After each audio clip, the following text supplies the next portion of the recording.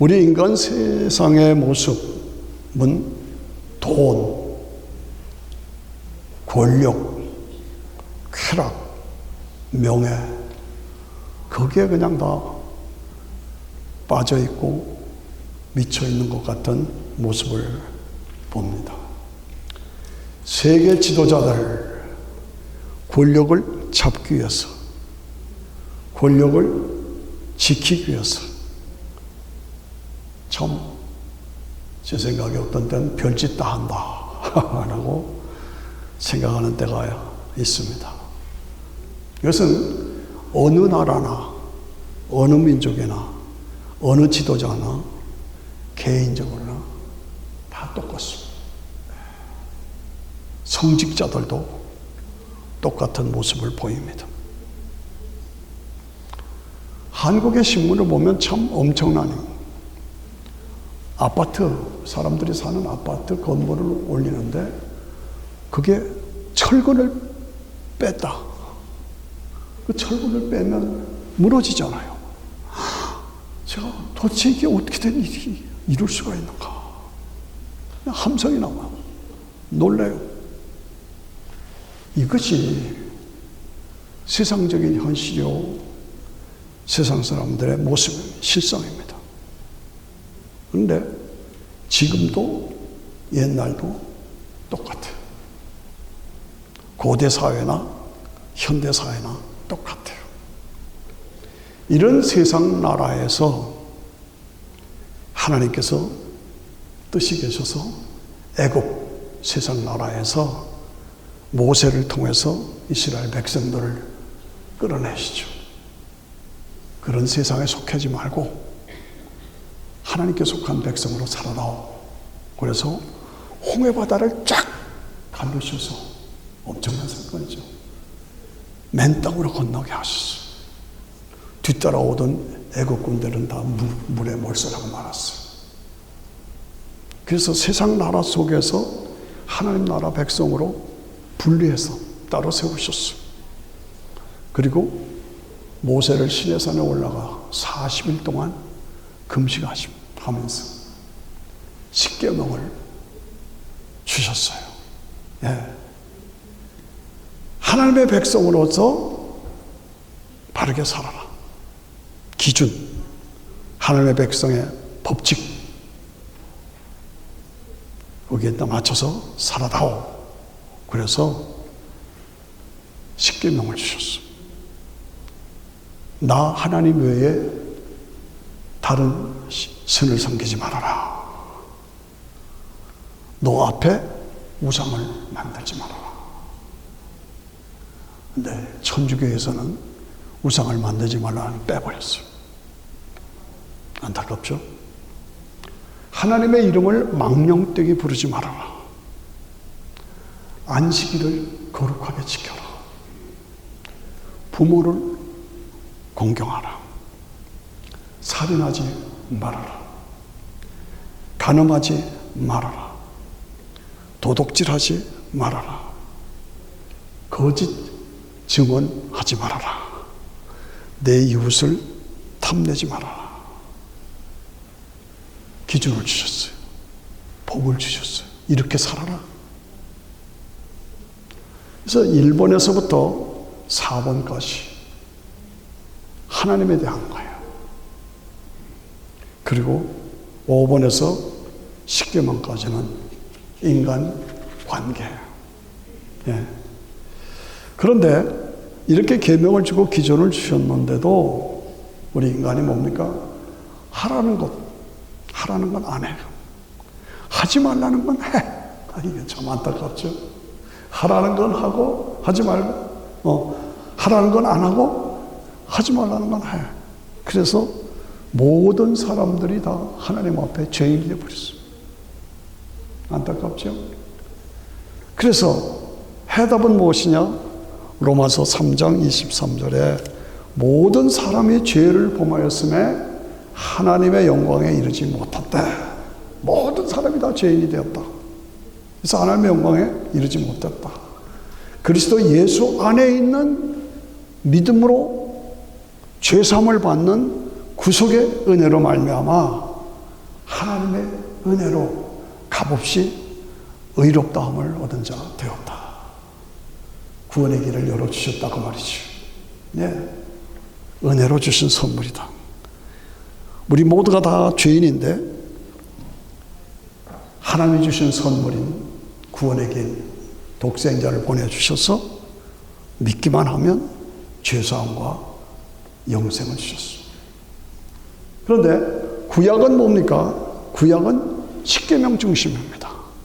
율법 중심입니다. 그 율법 중심에서는 제사가 중요한 거예요. 죄사함을 받는 길은 제사예요. 제사의 중심은 어린 양의 피예요.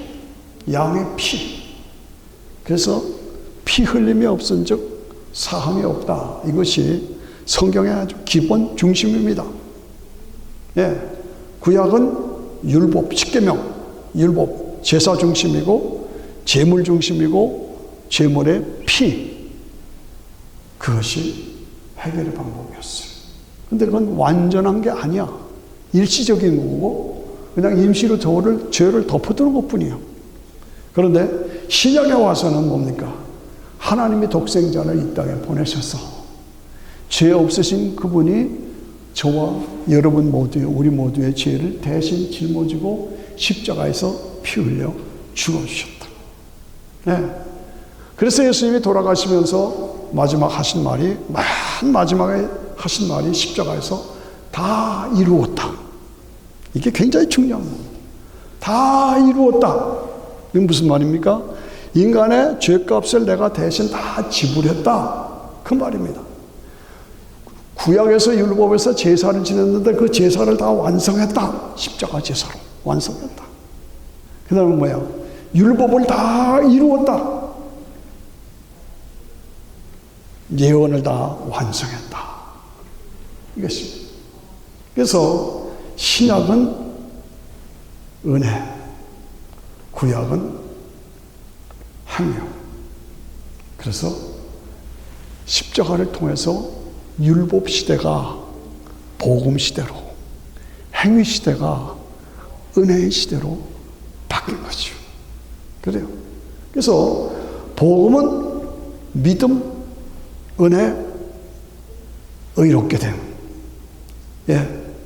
이것이. 그래서 우리가 다 부족하지만 예수님이 하나님의 독생자가 나의 죄 때문에 대신 피 흘려 죽으신 것을 내가 믿습니다 하는 순간 그것이 내가 진정한 바른 믿음의 고백이라면 그렇다면 그 믿음이면 죄인이 의인으로 바뀌는 거예요. 순간적으로. 죄인이 의인으로 바뀌는 거예요. 내가 미국 시민으로 시민권 받을 때 시민으로 살겠습니다 하고 선서하는 순간 나는 한국 사람이 그대로 되어 있지만 내 신분은 한국 사람에서 미국 사람으로 바뀌는 거예요. 똑같아요. 예수님의 십자가가 나의 죄 때문에 흘리신 피인 것을 내가 믿습니다. 고백하는 순간 죄인이 의인으로, 마귀의 자녀에서 하나님의 자녀로, 지옥 갈 사람이 천국 갈 사람으로 바뀌는 거예요. 이것을 뭐라고 하냐? 위치상의 진리라고 그래요. 신앙용어로 위치상의 내 위치가 바뀌었다 이거예요. 그리고 법적인 선포예요. 예. 그리고 순간적으로 일어나는 사건이에요. 그거 기억하셔야 됩니다. 그래서 내가 구원받았으면 그 다음부터 신앙생활은 뭡니까? 성화되는 삶이에요. 성화. 매일매일 새롭게 변화되고 이게 다 갑자기 이루어지질 않아. 내가 나를 봐도 그렇게 갑자기 이루어지질 않아. 그러니까 매일매일 조금씩 성화되고 성화됐어요. 네. 그래서 우리 인간에게는 기본적으로 죄성이 있어요. 저도 여러분도 죄성이 있어요. 미안하지만 사실이잖아요. 죄성이 있고 탐욕이 있어. 이기심이 있어. 교만이 있어. 이게 타고난 성품이에요. 죄성이란. 안타까워요. 네. 그러니까 내가 가지고 있는 나의 죄성, 교만, 이기심, 탐욕 이것과 매일매일 내가 싸우는 거예요. 싸우는 거. 이게 성화의 싸움은 매일매일 계속되는 싸움이야. 그래서 조금씩 변화되고. 예. 그래서 신앙생활은 내 자신과의 싸움이에요. 저도, 우리 모두가. 제가 주일학교 다닐 때 박 목사님이라고 참 제가 잊지 못하는 목사님이 설교를 너무 잘하셨어요. 제가 유로인데 한날은 이렇게 말씀하세요. 사람아, 사람이면 사람이냐? 사람이 사람 값을 하려면, 사람 노릇을 하려면 사람 값을 해야 사람이지. 그 말이 확 들리는데, 이야, 멋있다. 사람아, 사람이면 사람이냐? 사람이 사람 노릇을 하려면 사람 값을 해야 사람이지. 사람아, 8개로 가서 설교를 하시는데, 와, 저를 확 깨우쳐주는 그런 느낌을 받았어요. 그래서 지금도 그 목사님의 사람이면 사람이냐? 사람이 사람 노릇을 하면 사람 값을 해야 사람. 지금도 들리는 것 같아요. 저는 대광고등학교 미션 스쿨을 다녔습니다. 근데 거기에 교훈이 뭡니까? 경천애인. 하나님을 섬기고 사람을 사랑하라. 예. 한경직 목사님 주신 교훈. 경천애인. 예. 이게 뭡니까? 계명의, 10계명의 기본적인 원리. 하나님 사랑, 이웃 사랑. 하나님 사랑, 사람 사랑. 이것이 우리 성도가 가지는 계명. 그러니까 우리가 점점 더 의롭게 돼서, 믿음으로 의롭게 돼서 성화, 거룩하게 된다. 이 말은 뭡니까? 삶의 모습이 바뀌어져서 내가 억지로가 아니라 자연스럽게 살다 보니까 10계명을 지키는 게 돼. 그렇잖아요. 억지로가 아니라 자별적으로 성령의 역사 속에서 계명에 합당한 삶을 살게 돼요. 이게 뭡니까? 우리의 삶의 기준. 내가 한 번 주어진 나의 인생을 내가 어떻게, 무엇을 위해서 살 것이냐.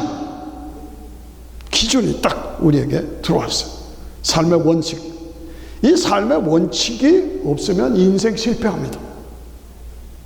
인생 무너집니다. 저희 집에 화장실이 고장났어요. 가만히 들어보니까 물이 졸졸 새요. 그래서 물뚜껑을 열어보니까 물이 새는데 이걸 어떻게 고치는가. 네.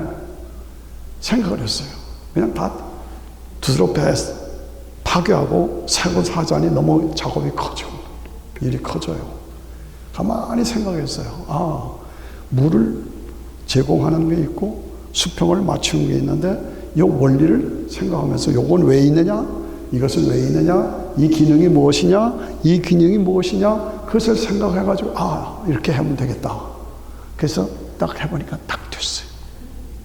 아무도 안 놀라시네. 인생에 사는 것도 마찬가지다 이거죠. 내가 무엇을 위해서 어떻게 살 것이냐. 하나님이 나를 창조하신 원리와 목적이 있잖아요. 그 창조하신 원리와 목적에 맞춰서 이렇게 살아야 하는구나. 고치는 거예요. 원리를 생각하고 하나님 나를 보내신 원리를 생각하고 내가 어떻게 사느냐 기능을 생각하고 그래서 내 인생을 바꿔 고쳐나가요. 새롭게 가야 된다. 그것입니다. 저는 어머니가 어릴 때 매맞던 얘기를 하십니다. 그 초대교회 교인들, 우리 한국의 초대교회 선조들이 무서웠어요. 주일날인데 우물가에 복숭아 나무가 있었대요. 그런데 주일날 예배 드리고 우물가에 복숭아 따먹었다고 엄마한테 되게 맞았다고. 네? 복숭아 따먹었다고 엄마한테 맞았어. 그걸 계속 얘기하시는 거예요. 이야, 그러니까 외할머니죠. 대단하셨구나. 복숭아 주일날 따먹었다고. 네, 맞아. 그게 엄마한테, 그게 저한테까지 온 거예요. 우리 장모님, 우리 집사람의 어머니는 헌금을 그냥 주지 않고 다림질로 다녔어. 대름질로 데려가지고 빳빳하게 해가지고 가서 헌금 드려라. 옛날 우리 어른들, 선조들은 그렇게 믿었어요. 그렇게 살았어요. 그렇게 신앙생활을 했어요. 예. 그래서 우리의 삶이 기준이 있고 열매가 맺으면서, 예. 그래서 예수 잘 믿고 신앙생활 잘하면 열매가 있어야 한다. 예? 성령의 9가지 열매, 사랑과 희락과 화평과 오래 참음과 자비와 양선과 충성과 온유와 마지막에 뭐예요? 절제예요. 절제. 사랑과 희락과 화평과 오래 참음과 자비와 양선과 충성과 온유와 마지막이 절제예요. 절제. 컨트롤. 절제해라니까. 그래서 이쪽으로 하는 아니다. 내 삶을 말씀 중심으로 살아야 한다. 예. 신의 성품 베드로서에 보면 신의 성품에 믿음의 덕을 지식을 지식에 절제를 절제에 인내를 인내에 경건을 경건에 사랑에 우애를 사랑을 더해라. 그건 뭐예요? 중심에는 절제가 있는 거예요. 성령의 9가지 열매에는 마지막에 절제예요. 우리가 신앙생활하면서 성화되는 삶의 중심에는 절제가 있어요. 절제. 신의 성품의 절제. 그래서 우리가 우리의 삶을 내 마음대로 살아서는 안 됩니다. 하나님의 사람답게 절제하며 살아야 합니다. 그것이 우리의 목표입니다. 예. 우리의 가정은 내가 내 자신을 변화시킬 수 있을까? 변화시킬 수 있을까? 인생에서 가장 힘든 것이 나 자신과의 싸움입니다. 그렇죠? 나 자신과의 싸움. 내가 제일 극복하기 어려운 것이 나 자신이에요. 그래서 에베레스트 산, 제일 높은 산이죠. 그것을 정복한 힐러리라는 분이 그렇게 얘기했어요. 내가 에베레스트 산을 올라갔는데 그것은 산과의 싸움이 아니라 내 자신과의 싸움이다. 내 자신과의 싸움. 어느 쪽으로 갈 것이냐? 하나님 쪽으로 갈 것이냐? 세상 쪽으로 갈 것이냐? 예수님 따라갈 것이냐? 마귀 따라갈 것이냐? 내 자신이 어느 쪽을 따라가는, 내 삶의 내용이 어느 쪽으로 따라가는 것이냐? 네. 내가 그리스도와 함께 십자가에 못 박혔나니 이제는 내가 산 것이 아니라 내 속에 그리스도께서 사신 것입니다. 이제 내가 육체 가운데 사는 것은 나를 사랑하사 나를 위하여 자기 아들을 보내신 예수 그리스도를 믿는 믿음 안에서 사는 것이다. 믿음 안에서. 내가 그리스도와 함께 십자가에 못 박혔다. 나는 죽었다. 예수 그리스도 안에서 새 사람으로 살았다. 이게 삶의 원칙. 예. 한국 신문에 보면 참 안타깝다 하는 게 많이 나와요. 미국도 다 세상이 다 그렇지만은 박근혜 대통령을 탄핵하는데 앞장섰던 검사, 예, 박모 검사. 저는 그분이 대단하다고 생각을 했었어요. 대통령을 탄핵하는데. 그런데 요즘에 보면 자기는 뒤로 별짓을 다 했어. 이럴 수가 있는가. 대한민국의 대표적인 검사가 이럴 수가 있는가. 그래서 감옥에 들었어. 이건 아니지 않느냐 이거죠. 무슨 얘기입니까? 남은 탄핵시키고 자기는 뒤에서 별짓 다 해요. 이건 아니죠. 뭐예요? 자기 관리에 실패한 거예요. 자기 관리에. 여러분은 여러분대로 직분자로, 또 저는 저 앞에서 제가 성직자로 말씀을 전하면서 가장 중요한 것이 뭐냐? 내 관리야. 나 자신의 관리예요. 여러분은 여러분들대로 여러분의 관리를 잘해야 돼요. 겉에서는 위대한 한국의 최고 검사다. 그런데 뒤에 가서는 별짓 다 하고 있어. 이건 아니지 않냐. 예. 이건 자기 관리에 실패한 거단 말이죠. 내가 목사로서, 성직을 가진 자로서 내 삶에 숨겨놓은 비밀, 거짓, 자기 관리 실패, 이건 안 되죠. 이건 안 되죠. 내가 오늘 교회의 신실한 직분자다. 그런데 삶의 내용을 보면 아니야. 그건 아니라니까. 그렇게 살면 안 된다니까. 자기 관리에 실패하면 안 되는 거죠. 그게 중요합니다. 예. 나라의 당을 혁신시키겠다고 하고 그런 분이 신문에 보니까 노인들을 폄하하는 그런 말을 막 함부로 해. 무슨 이런 말을 하나. 그런데 나중에 보니까 또 삶의 부패가 있습니다. 이런 것을 보면 국가를 위하든지 공적인 일을 하든지 우리는 하나님 나라의 일꾼이요, 하나님 나라의 백성으로 나 자신을 절제할 수 있어요. 답게 살아야 돼. 내가 집사다, 내가 권사다, 내가 장로다, 내가 목사다, 거기에 답게 살고 있는가. 다시 말씀드려서 우리 인간에게는 다 본질상 악이 있어, 죄성이 있어, 교만이 있어. 이걸 내가 관리하고 절제하지만은 안 된다는 거죠. 시편 49편 16절에 보면 사람이 치부하며 그 집 영광을 더할 때에 너는 조심해야 한다. 돈을 많이 벌었다.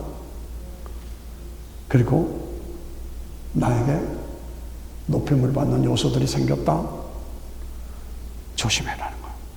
시편 49편 16절에 보면 저가 결국은 죽는데 죽으면 가져가는 것이 없다. 아무리 돈을 많이 벌어도, 아무리 높아도, 아무리 명예가 있어도, 지위가 높아도 죽는다. 죽으면 가져가는 것이 없다. 그 모든 세상적인 영광이 저를 따라가지 못한다. 같이 가지 못한다. 비록 생시에 살아있을 때 자기를 축하하며 스스로 좋게 함으로 사람들에게 인간적으로 저 사람 성공했네, 출세했네, 그렇게 말을 들을지라도 모든 인생은 다 끝이 있다는 것. 열조에게 돌아가니 영영이 빛을 못 받아. 그렇게 세상적으로 물질적으로 타락하고 세상껏 쾌락하고 그렇게만 살아서 나중에 결과는 가져가는 게 아니다 이거죠. 그런 사람은 영영이 빛을 보지 못한다고 써 있어요. 세상에서는 존귀함을 받을지 모르지만 멸망하는 짐승과 같다고 그랬어요. 어리석게 사는 짐승과 같은 삶. 그래서 우리 인간이 스스로를 생각할 때 내가 지금 어떻게 살고 있느냐, 나 지금 바른 길을 바르게 가고 있느냐, 오늘 성도로서 내가 정말 바르게 살고 있느냐, 나에게 맡겨진 사명을 감당하는 사람으로 살고 있느냐, 나의 근본적으로 있는 죄성, 악, 자존심, 교만, 탐욕, 이걸 물리치고 내가 하나님 앞에서 바르게 합당하게 살고 있느냐. 인생 문제의 해답은 복음뿐입니다. 복음. 복음은 뭡니까? 예수님의 십자가, 부활, 믿음, 은혜, 영생. 이것은 확실한 겁니다. 분명한 겁니다. 확실하고 분명하고 완전한 거예요. 세상에는 이런 다른 답이 없어요. 대통령을 100명을 바꿔봐도 이 세상이 바르게 될 위험 전혀 없습니다. 가능성은 전혀 없습니다.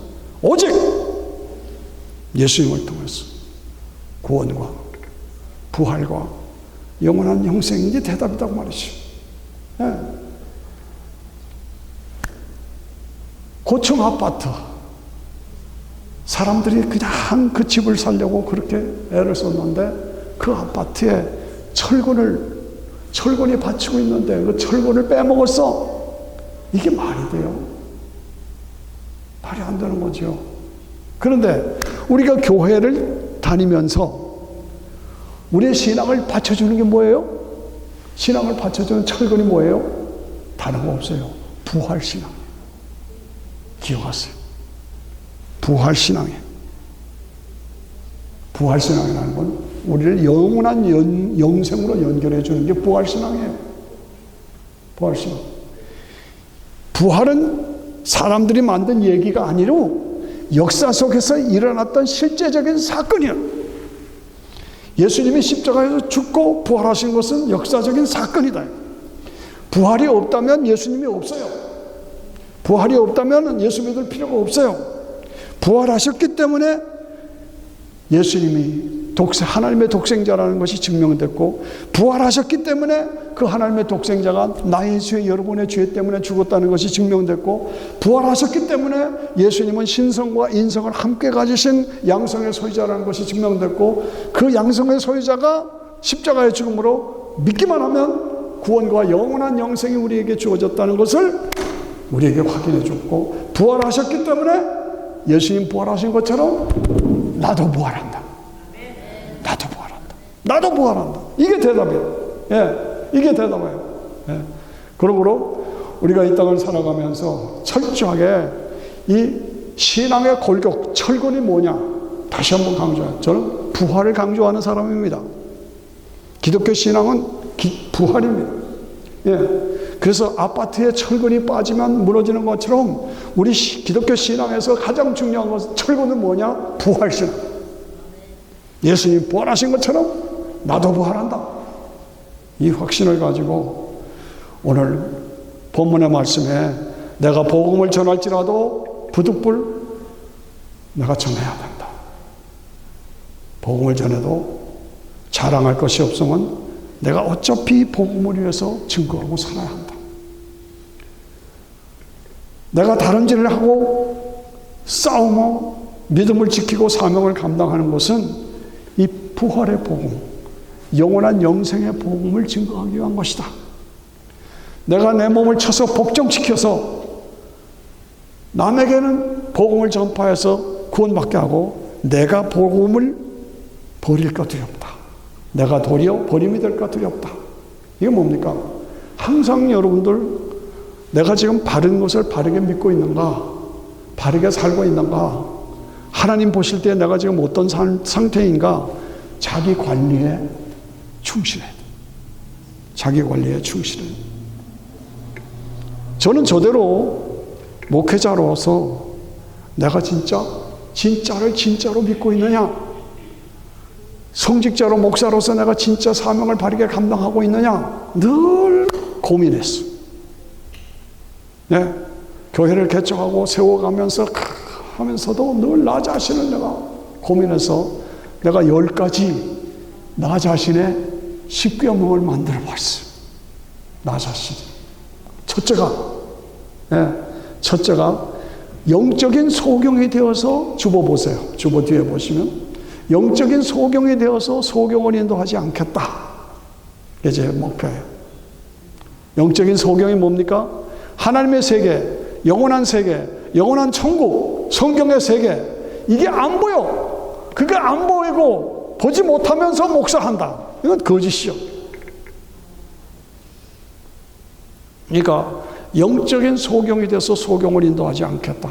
두 번째, 내가 목사로서 거짓 일꾼이나 싹꾼이 되지 않겠다. 돈이나 받아먹고 교회를 통해서 명예나 누리고 이거 가짜 안 되겠다.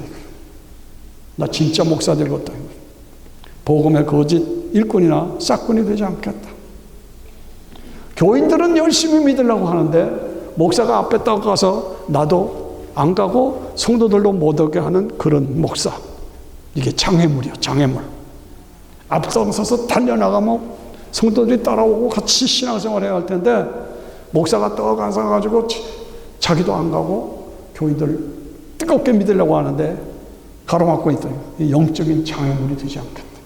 이거 조심스럽습니다. 예? 영적으로 무력한 자가 되지 않겠다. 아무런 힘도 없고 능력도 없고 그런 사람이 내가 목사가 내가 그런 사람이 되면 어떡하는가? 두려운 거예요. 이 세상에서 목사님하고 대접받을 거 다 받고 칭찬받을 거 다 받고 영광 누릴 거 다 영광 누리고 하나님 나라 가서 받을 게 없어. 여성에서 다 받았기 때문에. 그게 뭐예요? 공력이 부렷하지 않을까. 공력이 부렷할까 두렵다. 이게 내 자신에게 만든 계명입니다. 여러분들 한번 참고로 이런 설교 처음 합니다. 제가 수십 년 목회하면서 이런 설교 처음 합니다. 여러분들이니까 제가 제 비밀을 말씀드린 거. 내가 만든 나의 식병. 예. 저하고 오래 있었던 우리 전도사님들 이거 처음 들을 거예요. 예. 공력이 부렷하지 않겠다. 내가 복음으로 다른 사람은 구원하고 나 자신이 버림받을까 두렵다. 나 자신. 복음으로 통해서 다른 사람은 구원하고 나 자신은 버림받을까 두렵다. 내가 믿는 오직 예수 그리스도의 십자가의 복음이 오염되거나 변질되거나 탈색되거나 탈선하지 않겠다. 유명한 이단들 지금 말하는 사람들이 그전에는 다 순수하게 잘 복음 안에 살던 사람들입니다. 누구 뭐 문선명도 그렇고 박재선도 그렇고 그런데 하다 보니까 도를 넘어서 탈선한 거예요. 탈선하지 않겠다. 변질되지 않겠다. 예. 그럽니다. 예. 8번에 보니까 나만이 알고 있는 숨겨놓은 비밀. 내가 목회자로서 숨겨놓은 돈, 숨겨놓은 명예, 숨겨놓은 여자, 숨겨놓은 권력, 숨겨놓은 거 뭐에 없느냐. 늘 그게 두려워요. 그게 조심스러워요. 예. 가리고 싶고 내 비밀을 숨기고 싶고 이러면 이랬어야 하고 핑계대고 싶고 이런 일이 생길까 제가 두렵고 조심스럽다고 말이죠. 9번째는 내가 순교자적인 삶을 살겠다. 끝까지 믿음을 지켜 순교자로 살겠다. 10번째는 뭡니까? 어떠한 상황에서도 제가 교회를 건축하고 하나 어려웠습니다. 어떠한 상황에서도 나는 메뚜기가 되지 않겠다. 저들에 비하면 나는 메뚜기입니다. 그런데 모르겠어요. 정탐꾼님, 메뚜기입니다. 그럴 때 여호수아 갈렙이 뭐라고 해요? 우리는 메뚜기입니다. 그러나 하나님이 우리와 함께 계시면 저들은 우리의 밥입니다. 밥입니다. 그 신앙으로 어떤 상황에도 저절하지 않고 믿음으로 메뚜기가 될 수밖에 없는 상황에도 하나님이 함께 하시면 저들은 우리의 밥입니다. 여러분, 제가 10가지를 만든 것처럼 여러분들은 여러분들대로 나의 십계명을 만들어 보세요. Why not? 박 권사님과 똑같아서. 여러분들은 계명을 만들어. 내가 이렇게 신앙을 지키겠다. 이렇게 살겠다.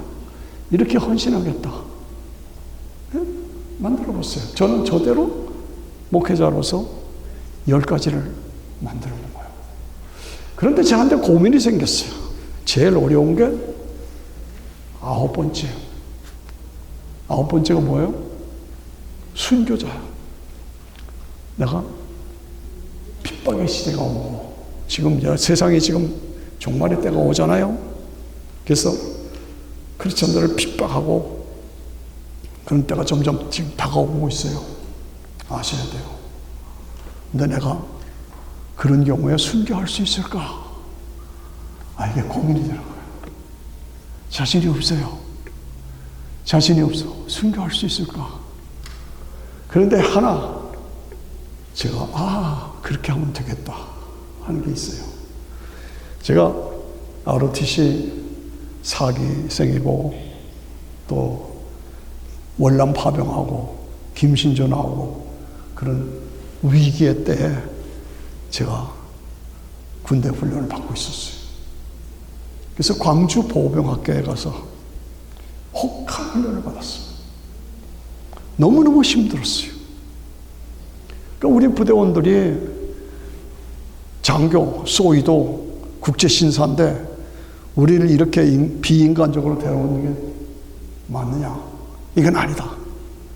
그래가지고 우리 소대원들이 40명인데 40명이 같이 회의를 했어. 우리 의사를 정하자. 장교는 국제 신사인데 우리를 너무 학대한다. 그래가지고 군 내무반이 가운데 폭로가 있고 40명이면 양쪽에 이렇게 20명씩 둘러서 20명씩 딱 둘러서서 이제 검열을 받고 하는데 우리끼리 짰어요. 항의하는 의미로 자지 말자. 10시면 자야 되고 5시면 일어나야 돼요. 자지 말자. 어떡하냐? 옷 다 벗고 반스만 입고 비도 안 오는데 실내에서 우비를 입고 밤새 일하고 있잖아. 그렇게 약속을 했어요. 절대로 여기서 배반하면 안 된다. 이탈자가 나오면 안 된다. 약속하자. 오케이. 약속하자. 그래서 40명이 쫙 둘러앉아서 다 이러고 있어요. 그러니까 순찰 장교가 보니까 희한한 사건이라고 해서 자야 되는데 안 자고 이러고 있어. 비도 안 오는데 실내에서 우비를 입고 있어. 야, 이건 무엇들 하는 거야? 선임 소리가 장교가. 야! 옷 벗고 자! 끄떡도 안 했어. 자라니까! 끄떡도 안 했어. 다 이렇게 하고 있었어요.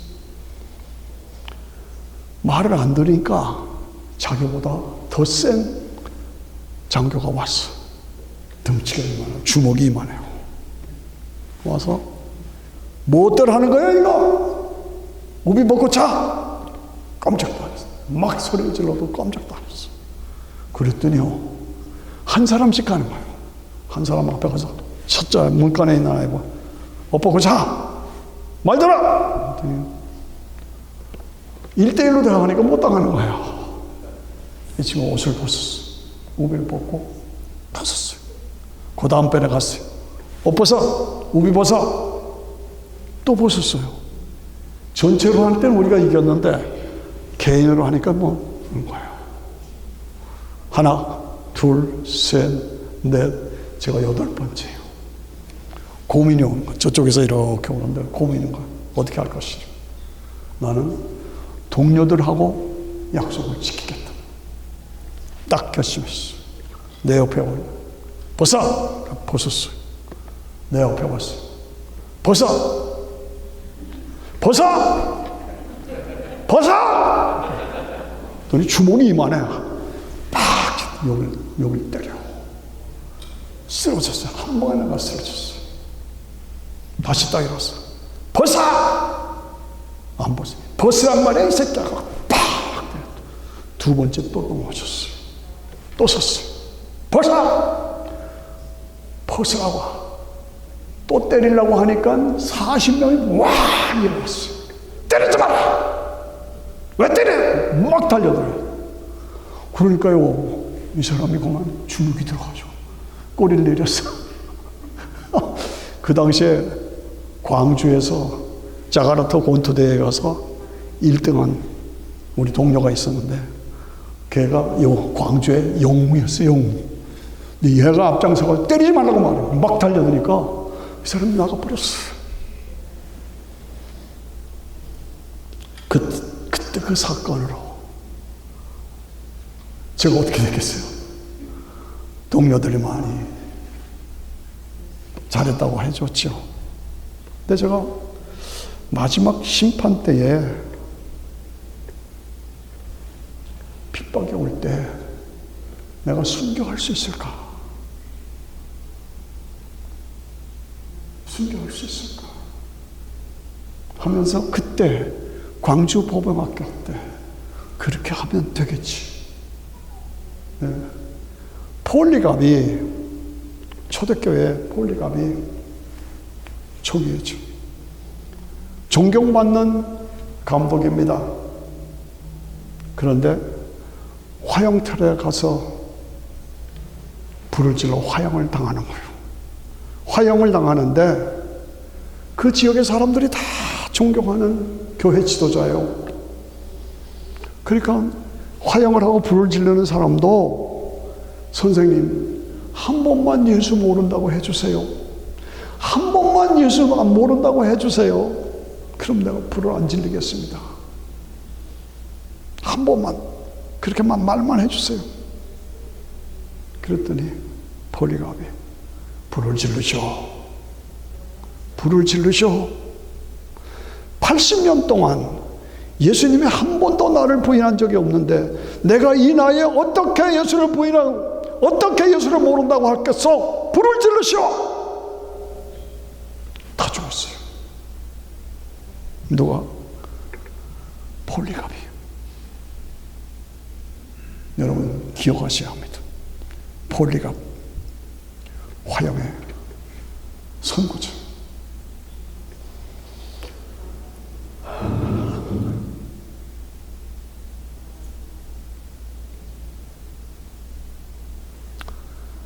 나도 순교할 수 있을까? 심각하게 생각하고 결단해야 합니다. 나는 이 시대 속에서 내가 만든 십계명이 뭐냐? 십계명을 만들어 보세요. 여러분 각자가 핍박의 시대가 다가옵니다. 우리는 끝까지 믿음을 지켜야 합니다. 어떻게? 말씀을 마치면서 여러분 다 아시죠? 히브리서 12장 2절 믿음의 주요 온전케 하시는 예수 그리스도를 바라보라. 그는 그 앞에 있는 부끄러움을 개의치 아니하시오. 십자가를 참으사 부끄러움을 개의치 않았다. 홀딱 빨가벗겨서 창에 찔리고 그래도 부끄러움을 개의치 아니하시다. 하나님 보좌 우편에 앉아 계시리라. 다 같이 한번 합시다. 시작. 믿음의 주요 온전케 하시는 예수 그리스도를 바라보자. 그는 그 앞에 있는 즐거움을 위하여 십자가를 참으사 부끄러움을 개의치 아니하시더니 하나님 보좌 우편에 앉으시오. 그 예수 그리스도에게 초점을 맞추십시오. 기도합니다.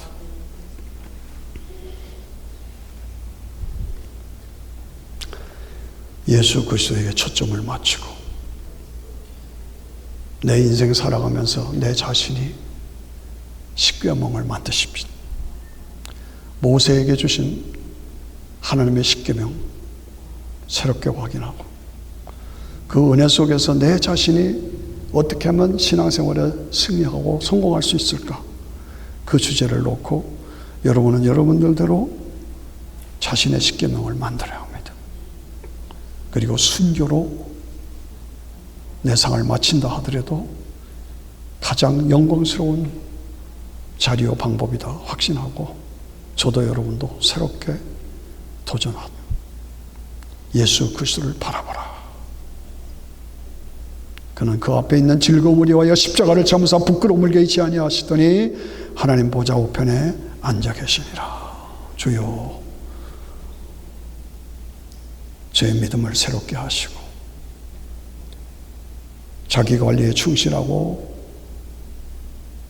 내 자신이 나의 십계명을 만들어 승리하는 자가 되게 하시고 순교의 각오와 결단을 가지고 믿음을 지켜가게 해 주옵소서. 같이 주여와 같이 기도합니다.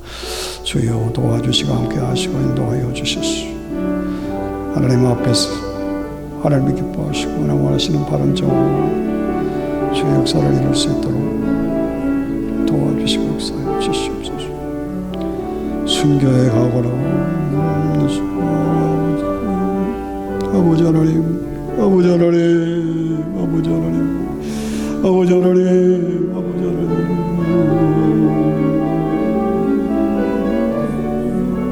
순교의 각오로 십자가를 지고 주를 따르는 하나님의 종들이 다 될 수 있도록 하나님 도와주시고 역사해 주시옵소서. 성령의 능력 주심으로, 성령의 능력 주심으로, 성령의 능력 주심으로 이기고 승리할 수 있도록 도우시고 함께 해주시옵소서. 감사드리고 예수님의 이름으로.